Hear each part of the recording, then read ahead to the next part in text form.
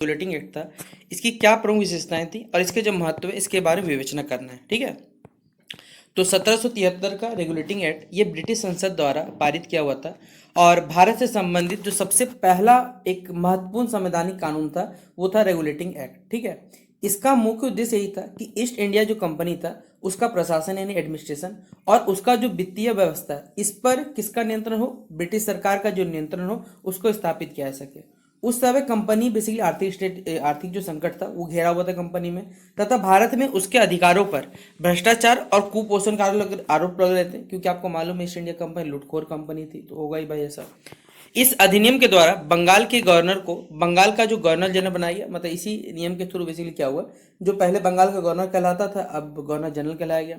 Warren हस्टिंग इस पद पर नियुक्त होने वाले सबसे पहले गवर्नर जनरल बने। उनकी सहायता के लिए 4 सदस्यों का एक बेसिकली कार्यकारी परिषद बनाया गया हमारे पास है। निर्णय जो है वो बहुमत के आधार पर किए जाने वाले थे। ठीक है, ये निर्णय जो होगा वो बहुमत के हिसाब से होगा।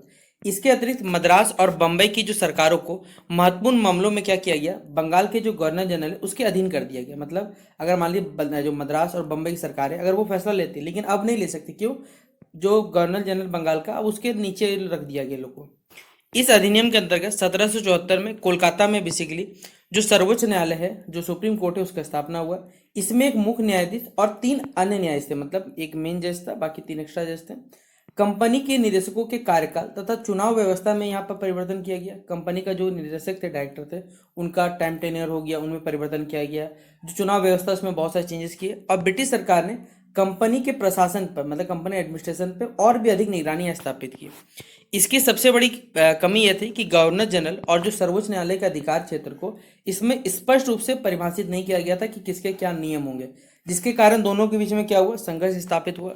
अब इसका महत्व के बारे में बात करें तो रेगुलेटिंग एक्ट ने भारत में जो ब्रिटिश संसदीय नियंत्रण है इसकी स्थापना की या शुरुआत की, और आगे होने वाले जो भी संवैधानिक सुधार है उनका ये फाउंडेशन रखा या आधारशिला रखा गया हमारे पास। ठीक है, तो ये था पहला क्वेश्चन 1773 का रेगुलेटिंग एक्ट के बारे में। अगला क्वेश्चन है 1784 का जो पिट्स इंडिया एक्ट है, इसकी प्रमुख विशेषता है और इसका जो महत्व है इसके बारे में वर्णन करने बोला गया है। ठीक है, तो 1784 का पिट्स इंडिया एक्ट ये भारत के प्रशासन में ब्रिटिश सरकार के नियंत्रण को और भी अधिक मजबूत करने के लिए लाया गया कानून था। इसका नाम उस समय ब्रिटेन के जो प्रधानमंत्री थे विलियम पिट, इसके नाम पर रखा गया था। 1773 रेगुलेटिंग एक्ट जैसे आया था, लेकिन उसमें बहुत सारी कमी थी। उसी कमियों को दूर करने के उद्देश्य से इस नियम को पारित किया गया था, जिसका नाम पिट्स इंडिया एक्ट रखा गया था, जो 1784 में लागू हुआ था। इस अधिनियम द्वारा कंपनी के राजनीतिक और जो व्यापारिक कार्य है इन दोनों के बीच में अंतर किया गया। मतलब कंपनी के जो पॉलिटिकल और साथ ही साथ जो व्यावसायिक बिजनेस वाले जो कार्य उनको अलग रखा गया। कंपनी के व्यापारिक कार्यों पर जो भी व्यापारिक कार्य उन पर कोर्ट ऑफ डायरेक्टर्स का एक नियंत्रण बना रहेगा, जबकि जो राजनीतिक मामला रहेगा वो ब्रिटिश सरकार ने बोर्ड ऑफ कंट्रोल की स्थापना यहाँ पर की है। इस प्रकार भारत में क्या हुआ, यहाँ पर द्वैध जो नियंत्रण है, मतलब 2 प्रकार जो नियंत्रण है, इसकी व्यवस्था यहाँ पर स्थापित होती है हमारे पास। अब उस समय भारत के गवर्नर जनरल थे वॉरेन हेस्टिंग। ठीक है, इसकी स्थिति को मजबूत किया गया और जो मद्रास और बम्बई की सरकार हो उसका नियंत्रण और भी बढ़ा दिया गया। युद्ध है, संधि है और साथ ही साथ कूटनीति से संबंधित जो भी मामले उनमें गवर्नर जनरल की जो शक्ति है वो और भी बढ़ा दिया गया। कंपनी के अधिकारियों को ब्रिटिश सरकार के निर्देश का पालन करना, मतलब कंपनी जो अधिकारी थे अब उनको ब्रिटिश सरकार का जो ऑर्डर है उसको पालन करना अनिवार्य बनाया गया था।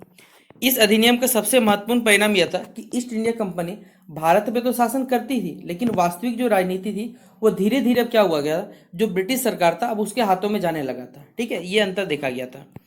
फिर इसका महत्व अगर बात करें, ये जो पिट्स इंडिया एक्ट है, ठीक है, इसका क्या महत्व है, तो इसने बेसिकली ब्रिटिश सरकार और ईस्ट इंडिया कंपनी के बीच में एक ऐसी व्यवस्था स्थापित की जिसमें कंपनी जो है वो प्रशासनिक साधन बनी रही। ठीक है, जबकि ब्रिटिश इंडिया कंपनी ने क्या किया, सारा का सारा जो राजनीतिक नियंत्रण वो अपने हाथ ले लिया।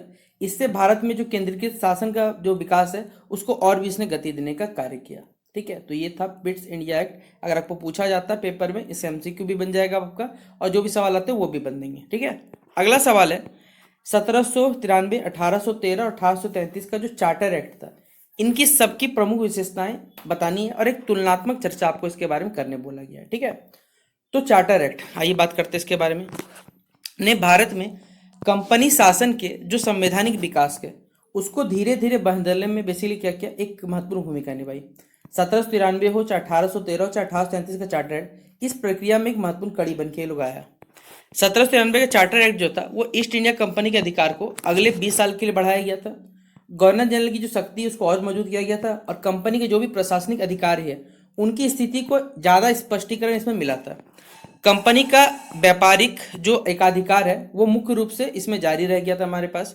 फिर 1813 का चार्टर एक्ट आता है, इसमें बहुत सारे महत्वपूर्ण परिवर्तन हुए। भारत के साथ व्यापार पर कंपनी का जो एकाधिकार है, मतलब जो मोनोपोली था, वो समाप्त हो गया। हालांकि चाय के व्यापार और चीन के साथ व्यापार पर उसका जो अधिकार है वो अभी बना हुआ था। जो ईसाई मिशनरीज थे उनको भारत में आने की अनुमति मिली और भारतीय शिक्षा के लिए प्रतिवर्ष लगभग 1 लाख रुपए खर्च करने का यहाँ पर प्रावधान यहाँ पर किया गया था। इससे क्या हुआ, जो वेस्टर्न कल्चर या जो वेस्टर्न एजुकेशन है इसके विकास को यहाँ पर प्रोत्साहन मिला हमारे देश में। अगला है हमारे पास 1833 का चार्टर एक्ट। इसमें कंपनी ने के स्वरूप को और भी बड़ा परिवर्तन किया। कंपनी का व्यापारिक जो कार्य है वो पूरी तरह से समाप्त कर दिया गया था। अब वो सिर्फ क्या, एक प्रशासनिक मतलब एडमिनिस्ट्रेशन सिर्फ इंस्टीट्यूट बन चुका था। बंगाल के गवर्नर जनरल को भारत का गवर्नर जनरल बना दिया गया था। विलियम बेंटिक उस समय भारत के सबसे पहले गवर्नर जनरल बने थे और कानून बनाने की शक्ति को और भी सेंट्रलाइज या केंद्रीकृत कर दिया गया था।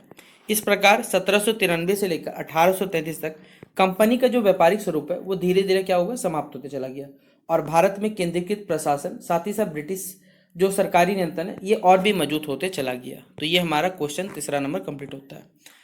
अगला सवाल है 1858 के भारत शासन अधिनियम की जो प्रमुख विशेषताएं थी और इसका जो महत्व था इसके बारे में आपको व्याख्या करने बोला गया क्वेश्चन नंबर 4 में। ठीक है, तो बात करते हैं 1857 का विद्रोह के बारे में। 1857 के विद्रोह के बाद ब्रिटिश सरकार ने भारत के प्रशासन में बहुत सारे यहाँ चेंजेस किए। ठीक है, बदलाव परिवर्तन किए। इसका रिजल्ट क्या होता है, भारत शासन अधिनियम 1858 में पारित होता है और इस अधिनियम में ईस्ट इंडिया कंपनी जो है उनके शासन को समाप्त करके भारत का जो शासन है उसमें सीधा सीधी ब्रिटिश क्राउन के अब उसका अधीन कर दिया गया था। इस अधिनियम के अनुसार भारत में कंपनी की जो राजनीतिक सत्ता है उसको खत्म कर दिया गया और भारत में प्रशासन की जो जिम्मेदारी है वो अब ब्रिटिश सम्राट को सौंप दी गई थी। ब्रिटिश सरकार में जो भारत सचिव है इसका एक पोस्ट बनाया गया था जो भारत के प्रशासन के लिए ब्रिटिश संसद के प्रति जो उत्तरदायी कार्य करेगा और उनकी सहायता के लिए 15 सदस्यों की एक के जो इंडियन काउंसिल है वो भी यहाँ पर बनाई गई थी। अगला पॉइंट बताया हुआ है कि भारत में गवर्नर जनरल को अब इस समय वायसरॉय के नाम से जाने लगेगा। लॉर्ड कर्निंग जो है वो भारत के पहले वायसरॉय बने। वायसरॉय ब्रिटिश सम्राट का एक प्रतिनिधि था, रिप्रेजेंटेटिव थे और भारत में प्रशासन का एक सर्वोच्च जो अधिकारी था वो बन गया था। इसी समय 1857 में महारानी की घोषणा जारी हुई जिसमें भारतीयों के जो धार्मिक मामलों में हस्तक्षेप ना करने, कानून के समक्ष समानता और साथ ही साथ भारतीय रियासतों के अधिकार के एक सम्मान का यहाँ पर आश्वासन दिया गया था हमारे पास। और इसी अधिनियम में भारत में बेसिकली जो कंपनी शासन है उसका अंत करके प्रत्यक्ष रूप से जो ब्रिटिश शासन है इसकी शुरुआत की गई। इसके बाद भारतीय प्रशासन में ब्रिटिश सरकार की भूमिका और भी अधिक यहाँ प्रत्यक्ष हो गई। यह भारत के संवैधानिक इतिहास के लिए एक महत्वपूर्ण मोड़ साबित हुआ। अगला सवाल बताया हुआ 1861 में बेसिकली भारतीय परिषद अधिनियम, इसकी जो प्रमुख विशेषताएं और इसका जो महत्व है इसके बारे में आपको वर्णन करने बोला गया है। तो भारतीय परिषद अधिनियम 1861 में ये ब्रिटिश भारत में बेसिकली विधायी और जो प्रशासनिक व्यवस्था था इसके विकास की दिशा में एक इनका महत्वपूर्ण कदम था। 1857 के बाद ब्रिटिश सरकार भारतीयों को प्रशासन से सीमित रूप से एक लिमिट रूप से जोड़ना चाहती थी। इसी उद्देश्य से बेसिकली यह अधिनियम बनाया गया था। इस अधिनियम द्वारा वायसरॉय की जो कार्यकारी परिषद है, ठीक है, उसकी एक विधि जो है वो सदस्य को शामिल किया गया था। वायसरॉय को आवश्यकता के अनुसार जो अतिरिक्त सदस्य उनको कानून बनाने वाली जो परिषद है उनमें नियुक्त करने की शक्ति भी दी गई थी। इनमें क्या हुआ, कुछ भारतीयों को शामिल किया जा सकता था। इस प्रकार पहली बार भारतीयों को सीमित रूप से जो विधायी कार्य उनमें भाग लेने का अवसर मिला था। फिर क्या होता है, मद्रास और बम्बई यानी जो मुंबई वर्तमान का, इसकी विधान परिषदों को पुनः स्थापित किया गया और उन्हें कुछ विधायी जो शक्तियां वो भी दी गई। इस प्रकार प्रशासन में जो सीमित विकेंद्रीकरण है इसका शुरुआत हुआ। वायसरॉय को आवश्यकता पड़ने पर जो अध्यादेश जारी करना इसका भी यहाँ पर शक्ति प्राप्त हो चुका था। अधिनियम की सबसे बड़ी विशेषता यह थी कि इसने भारतीयों को राजनीतिक भागीदारी के लिए प्रारंभिक एक जो आधार है वो तैयार किया। हालांकि भारतीय सदस्यों की जो भूमिका है वो सीमित रही और वास्तविक जो राजनीतिक शक्ति ये हमें प्राप्त नहीं हुई थी। इसका महत्व के बारे में बात करें तो 1861 का अधिनियम जो है ये भारत में प्रतिनिधि शासन की जो दिशा है उसमें एक प्रारंभिक कदम था। इसने जो भी बेसिकली हमारे पास विधायी जो परिषद है उनको विस्तार और भारत को सीमित जो भागीदारी है, ठीक है, उसकी शुरुआत यहाँ पर की है। और आगे चल के 1892, 1909 और अन्य जितने भी अधिनियम है सभी के माध्यम से इसी प्रक्रिया का यहाँ पर धीरे धीरे विस्तार हुआ था। ठीक है, फिर अगला सवाल है रिपन। रिपन के समय स्थानीय जो स्वशासन है इसके संबंधी जो प्रस्ताव थे इनका आपको विवेचन करना है। ठीक है, तो आइए बताते क्वेश्चन को। तो रिपन को भारत में जो हमारा स्थानीय स्वशासन है, ठीक है, इसका जनक कहा जाता है। उन्होंने 1880 से लेकर 1880 तक भारत के वायसरॉय के रूप में उन्होंने कार्य किया। उनका उद्देश्य यही था कि भारतीयों को बेसिकली प्रशासन में अधिक भागीदारी दिया जाए और स्थानीय स्तर पर जो राजनीतिक प्रशिक्षण है वो उन्हें प्रदान किया जाए। 1882 में रिपन ने क्या किया, भारतीय स्वशासन संबंधी एक महत्वपूर्ण यहाँ पर प्रस्तुत जो प्रस्ताव है वो प्रस्तुत उन्होंने किया। इसके अंतर्गत जिला और स्थानीय स्तर पर जो भी निर्वाचित गैर सरकारी सदस्य उनकी संख्या बढ़ाने पर उन्होंने जोर दिया। नगर पालिका और जो जिला बोर्ड होते हैं उनको अधिकार देने की यहाँ पर बात कही गई। जो स्थानीय संस्थाएं हैं उनको स्थानीय समस्याएं जैसे शिक्षा क्षेत्र में हो, स्वास्थ्य हो, सफाई हो, सड़कें हो आदि के संबंध में अधिक जिम्मेदारी देने का यहाँ प्रयास किया गया। रिपन का मानना यह था कि भारतीयों को प्रशासन का व्यवहारिक अनुभव होना चाहिए, इसलिए स्थानीय जो भी संस्थाएं उनको भारतीयों को बेसिकली भागीदारी बढ़ाने और चुनाव की प्रक्रिया को प्रोत्साहन करने पर यहाँ पर जोर दिया गया। हालांकि स्थानीय स्वशासन का मतलब बेसिकली पूर्ण स्वतंत्रता तो नहीं दिया गया। ब्रिटिश अधिकारियों ने नियंत्रण काफ़ी हद तक बनाए रखा और आर्थिक जो भी हमारे पास संसाधन कमी थी वो इसका बड़ा एक समस्या था। यहाँ पर बताया हुआ किसके महत्व के बारे में, क्योंकि रिपन के प्रस्तावों ने भारत में जो लोकतांत्रिक विकेंद्रीकरण है इसकी जो नींव है उसे और मजबूत किया। इससे भारतीयों को जो प्रशासन और जो चुनाव है हमारे इस प्रक्रिया का अनुभव मिला और आगे चल के यही अनुभव जो बेसिकली भारतीय राष्ट्रीय आंदोलन और जो प्रतिनिधि शासन है इसकी मांग को मजबूत करने में सहायक सिद्ध हुआ हमारे पास। ठीक है, तो ये क्वेश्चन नंबर 6 कंप्लीट होता है। क्वेश्चन नंबर 7, भारतीय राष्ट्रीय कांग्रेस, इसकी स्थापना, इंडियन नेशनल कांग्रेस की स्थापना, इसकी पृष्ठभूमि बताना, इसका उद्देश्य बताना और इसका जो महत्व है ये भी आपको समझाना है इस क्वेश्चन में। जैसा कि आप सभी जानते हैं कि भारतीय राष्ट्रीय कांग्रेस की स्थापना 1885 में ए हुम नामक एक अंग्रेज अधिकारी ने की थी। इसके गठन की पृष्ठभूमि में भारतीयों की जो विकसित हो रहे हमारी राजनीतिक चेतना, अंग्रेजी शिक्षा का प्रसार और जो भी सामाजिक सुधार आंदोलन थे, फिर ब्रिटिश शासन की जो आर्थिक और प्रशासनिक नीतियों के प्रति जो हमारा असंतोष था ये प्रमुख रूप से इसका कारण था। भारतीय शिक्षित वर्ग जो महसूस करने लगा था कि भारतीयों को प्रशासन में पर्याप्त जो प्रतिनिधि वो नहीं मिल रहा। भारतीय सिविल सेवा जिन इंडियन सिविल सर्विसेज में प्रवेश की कठिनाई, आर्थिक शोषण, नस्लीय भेदभाव और जो प्रशासनिक असमानता है इसमें राजनीतिक जो जागरूकता को बढ़ाया गया और इसी वातावरण में ए हुम ने भारतीय नेताओं को एक राजनीतिक मंच पर संगठित करने में भूमिका निभाया। कांग्रेस का पहला अधिवेशन होता है दिसंबर 1885 बॉम्बे में हुआ और इसकी अध्यक्षता उस समय डब्ल्यू.सी. बनर्जी ने की। प्रारंभिक दौर में कांग्रेस का उद्देश्य यही था कि ब्रिटिश शासन को समाप्त करना नहीं बल्कि जो भी संवैधानिक सुधार हो सकते इनके माध्यम से भारतीयों की राजनीतिक में जो भागीदारी है उसे बढ़ाया जा सके।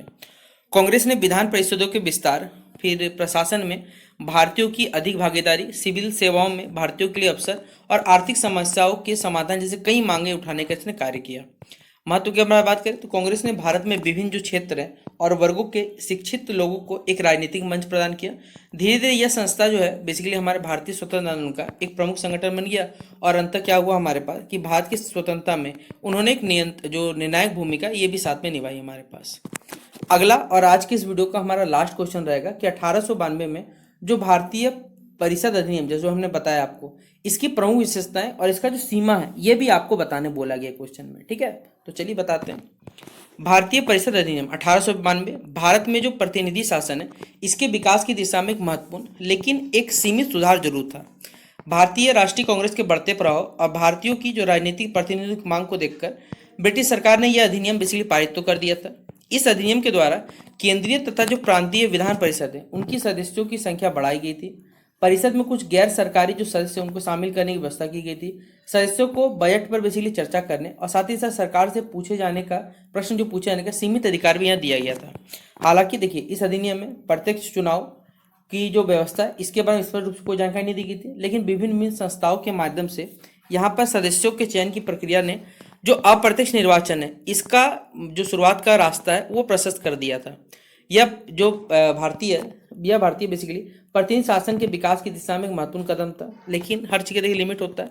तो परिषद के पास वास्तविक विधायिकी तो नहीं थी, सदस्य जो थे वो बजट पे मतदान नहीं कर सकते थे और सरकार को उनके जो सुझाव थे उनका मानना अनिवार्य होता था, ठीक है। और निर्वाचित प्रतिनिधियों की संख्या भी क्या थी, बहुत ज़्यादा कम थी। फिर क्या होता है, इसका महत्व के बारे में बात करें तो 1892 का जो अधिनियम है ये भारतीयों को प्रशासन में सीमित राजनीतिक भागीदारी देने वाला महत्वपूर्ण सुधार था। हालांकि यह भारतीयों की अपेक्षा को पूरा नहीं कर सकता, फिर भी इतने आगे हमारे पास या फिर इसने आगे के संवैधानिक जो भी सुधार है और जो प्रतिनिधि शासन है इसकी मांग को और भी इसने मजबूत करने का कार्य किया। तो ये और इसका उद्देश्य के बारे में चर्चा करना है, ठीक है।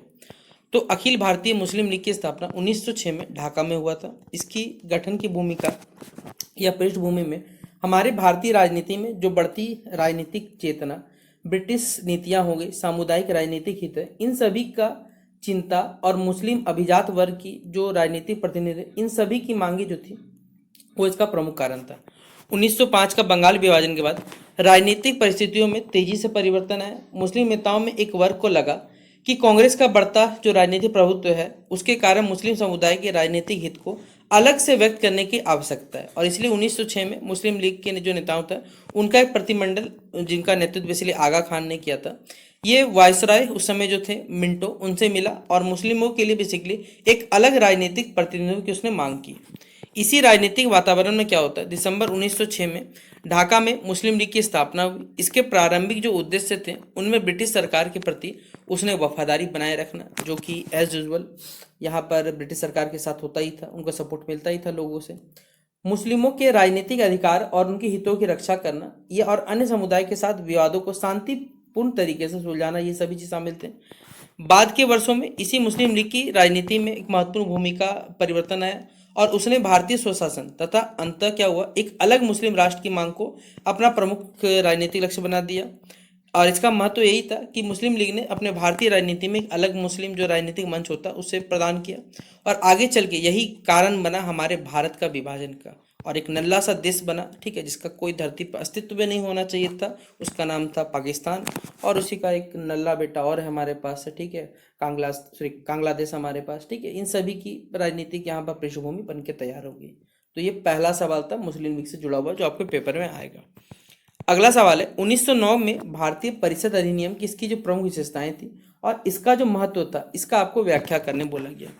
तो 1909 का भारतीय परिषद अधिनियम, ठीक है, जिसे बेसिकली मॉर्ले मिंटो सुधार भी कहा जाता है, भारतीयों को विधायी संस्थाओं में अधिक प्रतिनिधित्व देने के उद्देश्य से लाया गया था। यह अधिनियम भारतीय राष्ट्रीय आंदोलन के बढ़ते जो दबाव है उसका रिजल्ट था।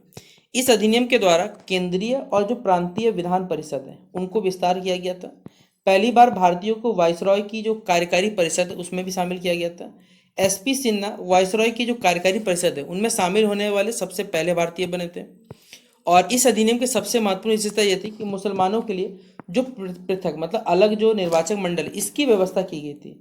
इसके अतिरिक्त मुस्लिम जो मतदाता है वो अपने प्रतिनिधित्व का चुनाव अलग से कर सकते हैं। तो सोचिए किस प्रकार देश का बंटवारा करने के लिए सब लगा होता है।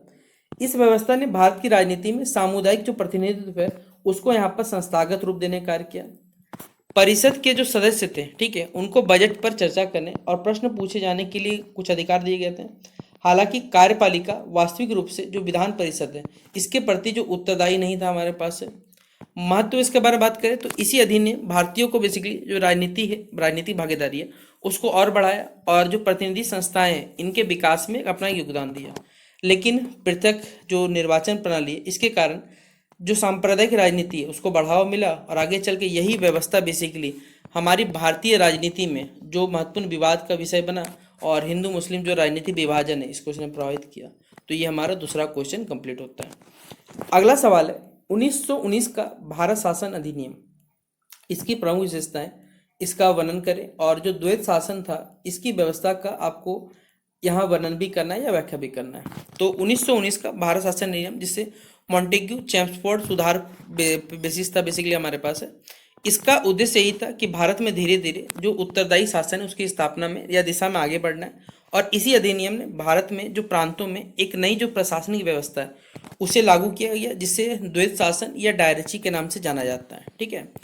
द्वैत शासन के अंतर्गत जो प्रांतीय विषय इसको दो भागों में बांटा गया, एक होता है आरक्षित वर्ग और एक होता है हस्तांतरित वर्ग विषय, ठीक है।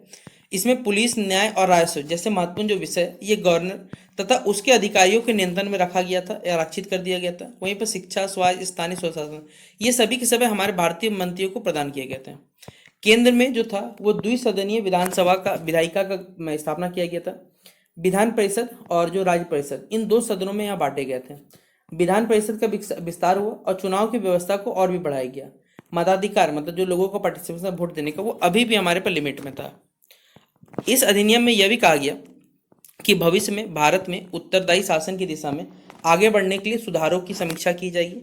द्वैत शासन की कमी, भारतीय मंत्रियों के जो महत्वपूर्ण विभाग नहीं थे और वे गवर्नर के नियंत्रण में रहते थे, इसलिए यह व्यवस्था प्रभावी जो उत्तरदायी शासन है उसलिए स्थापित नहीं कर पाए। और लास्ट में यहाँ महत्व बताया गया 1919 का जो अधिनियम था, ये भारत में उत्तरदायी शासन की दिशा में एक महत्वपूर्ण कदम था, लेकिन इसकी सीमाओं के कारण ये भारतीय नेताओं ने अधिक यहाँ पर जो व्यापक जो संवैधानिक सुधार है इसकी मांग को यहाँ पर जारी रखा हुआ था। अगला क्वेश्चन नंबर 12 हमारे पास, साइमन कमीशन, नेहरू रिपोर्ट, जिन्ना के जो बेसिकली 14 सूत्र थे, उनको आपको भारतीय संवैधानिक विकास के संदर्भ में क्या करना है, विश्लेषण रूप से समझाना है। चलिए इस क्वेश्चन समझाते हैं आपको। तो भारतीय संवैधानिक विकास में साइमन कमीशन, नेहरू रिपोर्ट और जिन्ना के जो 14 सूत्र थे, उनका एक विशेष महत्व है। इन तीन घटनाओं ने भारत के जो हमारा संविधान है उसका भविष्य और राजनीतिक जो व्यवस्था है इस पर एक व्यापक जो बहस है उसको जन्म देने का कार्य किया। अब बताते कैसा ही समझते हैं। पहला साइमन कमीशन 1927 में ब्रिटिश सरकार द्वारा नियुक्त किया गया था और इसमें कोई भी भारतीय सदस्य नहीं था, इसलिए हमारे भारतीय के जितने भी राजनीतिक दल थे उन्होंने इसे जमकर विरोध किया। और आपको मालूम होगा साइमन गो बैक का नारा इसी में दिया गया था। लाला लाजपत राय की हत्या हुई थी, ये सभी कांड अपने अगर पढ़ा हो इतिहास में तो यही साइमन कमीशन जब भारत आया था इसके कारण हुआ था। कांग्रेस सहित कई जो संगठन थे इसका बहिष्कार निर्णय लिया। इससे हमारे भारतीयों की जो स्वशासन की मांग है ये और भी मजबूत होता चला गया। इसके बाद क्या होता है, भारतीय नेताओं ने हमारा खुद का स्वयं एक संवैधानिक जो प्रारूप है वो उन्होंने तैयार करने का प्रयास किया। 1928 की जो नेहरू रिपोर्ट थी, जो बेसिकली मोतीलाल नेहरू की अध्यक्षता वाली समिति ने तैयार की थी, इसमें भारत के लिए जो डोमिनेंट स्टेटस हो गए, मौलिक अधिकार हो गए, संघीय व्यवस्था हो गया और जो संयुक्त निर्वाचन प्रणाली हो गई, इन सभी व्यवस्थित चीज़ों का एक स्वरूप या सुझाव देने का बताया इसमें। फिर नेहरू रिपोर्ट ने मुस्लिम लीग का एक जो वर्ग जो संतुष्ट नहीं था, इसके बाद क्या किया गया, एक थे महापुरुष, ठीक है, इतने अच्छे महापुरुष ने क्या बोला जाए, जिनका नाम था जिन्ना।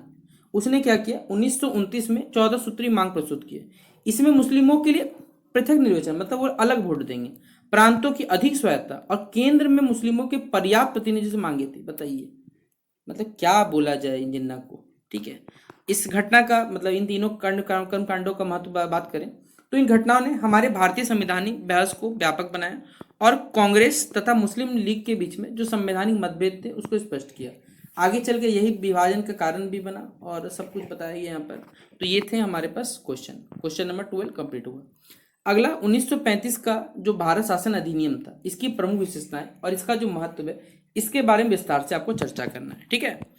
तो भारत शासन अधिनियम 1935, इसमें ब्रिटिश शासन के समय भारत में लागू किया गया था और सबसे विस्तृत जो संवैधानिक कानून ये था। यह साइमन कमीशन की रिपोर्ट, गोलमेज सम्मेलन मतलब जो राउंड टेबल कॉन्फ्रेंस था और अन्य संवैधानिक जो भी चर्चाएं थी, इनके आधार पर यह तैयार किया गया था। इस अधिनियम ने भारत में जो संघीय शासन व्यवस्था है इसे स्थापित करने का प्रस्ताव किया, जिसे ब्रिटिश जो भारतीय प्रांत है और जो देसी रियासत है उनको शामिल किया जाना था। हालांकि यह जो है संघीय व्यवस्था व्यापार में लागू तो नहीं हो सकी। अधिनियम ने प्रांतीय जो स्वायत्तता है उसको लागू किया और प्रांतों में जो हमारा द्वैत शासन था उसको यहाँ पर शासन को समाप्त कर दिया गया। प्रांत जो थे उनमें मंत्रियों को अधिक अधिकार दिए गए और जो निर्वाचित जो विधानमंडल था उसका महत्व यहाँ बढ़ाया गया। केंद्र और प्रांतों के बीच में जो शक्तियां हैं उनको विभाजन किया गया। संघ हो, प्रांत हो, समवर्ती सूची की व्यवस्था इसी अधिनियम की महत्वपूर्ण विशेषताओं में से एक था। अधिनियम ने मताधिकार का मतलब वोट देने का विस्तार किया। हालांकि जो सार्वभौमिक मतलब यूनिवर्सल एडल्ट फ्रेंचाइज, जिसे यूनिवर्सल मतलब हिंदी में सार्वभौमिक बस मताधिकार, इससे नहीं दिया गया था। संघीय जो न्यायालय है इसकी स्थापना का प्रावधान भी किया गया था। अलग अलग समुदाय के लिए जो पृथक निर्वाचन व्यवस्था उसको भी यहाँ जारी रखा था। 1937 में इसी अधिनियम के अंतर्गत जो प्रांतीय चुनाव हुए थे वो कंडक्ट हुए थे और कई प्रांतों में कांग्रेस ने सरकार भी बनाई थी। इसका महत्व देखा जाए तो 1935 का अधिनियम भारतीय प्रशासन में भारतीय जो हमारे प्रांतीय स्वतंत्रता और जो संघीय व्यवस्था इसकी दिशा में एक महत्वपूर्ण कदम था। स्वतंत्र भारत के संविधान निर्माताओं ने इसकी जो कुछ प्रशासनिक और जो संघीय विशेषताएं हैं इनमें से प्रभावित होकर इसका उपयोग भी किया था। तो ये बताया गया हमारे पास। अगला सवाल है क्रिप्स मिशन के बारे में। क्रिप्स मिशन वैवल योजना क्या थी और कैबिनेट मिशन योजना की जो प्रमुख विशेषताएं और इसकी असफलताओं का क्या कारण था, ये भी आपको चर्चा करना है। तो आइए बताते हैं। सेकेंड वर्ल्ड वॉर के दौरान ब्रिटिश सरकार ने भारतीय जो राजनीतिक दलों का सहयोग प्राप्त करने के लिए बहुत सारे यहाँ संवैधानिक प्रस्ताव प्रस्तुत किए, जिनमें था क्रिप्स मिशन, वैवल योजना और कैबिनेट मिशन, ये सब प्रमुख था। क्रिप्स मिशन 1942 में आता है, जो स्टेफर्ड क्रिप्स थे इनके नेतृत्व में भारत आया। इसने भारत में बेसिकली भारत को बोला आपको डोमिनेंट स्टेटस देंगे और संविधान बनाए रखने के लिए हमारे जो भारतीय प्रतिनिधि थे उनकी व्यवस्था का प्रस्ताव जारी रखा। लेकिन जो कांग्रेस थी वो तत्काल सत्ता मतलब हस्तांतरण चाहती थी कि भाई तुरंत निकलो, जबकि मुस्लिम लोग, आपको मालूम है जिन्ना महापुरुष था, ठीक है, अपनी अलग अलग राजनीतिक मांग पर जोर दे रहे थे। और आप बताइए एक ही देश में भाई आप एक ही घर में रहोगे, कोई अलग मांग करे कोई अलग मांग करेगा, तो भाई क्या मिलेगा? नहीं हुआ, ये योजना जो है वो सफल नहीं हो पाया। फिर आता है 1945 में वेवल योजना। इसका उद्देश्य यह था वायसराय की जो कार्यकारी परिषद है उसका फिर से गठन होगा। इसमें भारतीयों को अधिक प्रतिनिधि देने का प्रस्ताव रखा गया। शिमला सम्मेलन जो होता है इसमें कांग्रेस और मुस्लिम लीग के बीच में प्रतिनिधित्व के जो प्रश्न था उस पर दोनों का सहमति नहीं बन सका। अब जब ये सहमति नहीं बनेगा तो फिर से योजना विफल होता है। फिर एक और मिशन आता है, इसका नाम था कैबिनेट मिशन योजना। इसने 1946 में भारत के लिए एक संघीय व्यवस्था का प्रस्ताव दिया और केंद्र के पास कुछ जो सीमित विषय वो रखने का बात किया गया और प्रांतों को अधिक अधिकार देने का यहाँ योजना था। संविधान सभा बनाने का यह प्रावधान किया गया था। प्रारंभ में दोनों जो प्रमुख दल है इसने स्वीकार किया, लेकिन जैसे बाद में सत्ता और प्रतिनिधि दोनों को लेकर मतभेद बढ़ता चला गया। अब ये सभी योजनाओं की असफलता स्पष्ट था कि ब्रिटिश शासन में अंत और जो भारत का विभाजन था, इन सभी चीज़ों का प्रश्न था, अब वो टालना कठिन हो चला था हमारे पास। ठीक है, अब हमारा लास्ट क्वेश्चन है आज के इस वीडियो का और आपके सिलेबस से जो सवाल आएगा कि माउंटबेटन योजना, भारतीय स्वतंत्रता अधिनियम 1947, साथ ही साथ संविधान सभा के जो गठन से भारतीय संविधान के निर्माण तक की जो प्रक्रिया, इसका आपको वर्णन करने बोला गया है। ठीक है, तो 1947 तक ब्रिटिश सरकार ये समझ चुकी थी कि भारत पे अब जो शासन है वो नहीं रह सकता। तो माउंटबेटन नाम का लीचड़ आता है जो भारत का अंतिम वायसराय था। उसने क्या किया, 3 जून 1947 को एक योजना प्रस्तुत किया जिसे माउंटबेटन योजना कहते हैं। और इससे क्या आता है, भारत का विभाजन जिसे कहते हैं। भारत और पाकिस्तान दो स्वतंत्र यहाँ राज्यों के निर्माण की प्रस्ताव रखा गया। और कितने अच्छे थे भाई, हमारा देश हम ही ने बांट दिया। ठीक है, कोई भारत को बाहरी आता है बोलता है मान लेंगे, मतलब कोई बाहरी आदमी के चक्कर में बांटा अपना। इस योजना के आधार पर ब्रिटिश जो संसद है इसने भारतीय स्वतंत्रता अधिनियम 1947 पारित किया और इसके अनुसार 15 अगस्त 1947 को भारत और पाकिस्तान दो डोमिनेंट स्टेटस बनेंगे। ब्रिटिश संसद की बेसिकली भारत पर जो सर्वोच्च सत्ता वो समाप्त हो गई थी और देसी रियासत जो थे उनमें ब्रिटिश जो सर्वोच्चता थी वो भी समाप्त हो चुकी थी। संविधान सभा के लिए जो संविधान सभा है इसका सबसे पहला गठन होता है 1946 में, जो कैबिनेट मिशन के आधार पर हुआ था। इसकी पहली बैठक 9 दिसंबर 1940 को हुई थी। डॉक्टर राजेंद्र प्रसाद जी जो हमारे भारत के प्रथम राष्ट्रपति थे, उन्होंने यहाँ पर इसका स्थायी अध्यक्ष बने थे। और फिर डॉक्टर भीमराव अम्बेडकर जी ये प्रारूप समिति के जो ड्राफ्टिंग कमेटी थे उसके हेड बने थे। ठीक है, और संविधान सभा में जो शासन व्यवस्था हो गया, मौलिक अधिकार, संघीय ढांचा हो गया, न्यायपालिका, नागरिकता, केंद्र राज्य के जो संबंध थे, जैसे कई विषयों पर विस्तृत बहस हुआ। अनेक समितियों ने अपनी जो रिपोर्ट है वो प्रस्तुत की। लंबे विचार विमर्श के बाद संविधान को 26 नवंबर 1949 को अपनाया गया। और आपको मालूम है इसे लागू करते करते हमें 26 जनवरी 1950 लग गया। और इसी दिन को हम लोग बेसिकली अपने गणतंत्र दिवस या रिपब्लिक डे के रूप में सेलिब्रेट भी करते हैं। इस प्रकार स्वतंत्रता, विभाजन और जो संविधान निर्माण है इसकी प्रक्रिया ने हमारे आधुनिक जो भारतीय गणराज्य है उसकी नींव रखने का इसने कार्य किया हमारे पास। ठीक।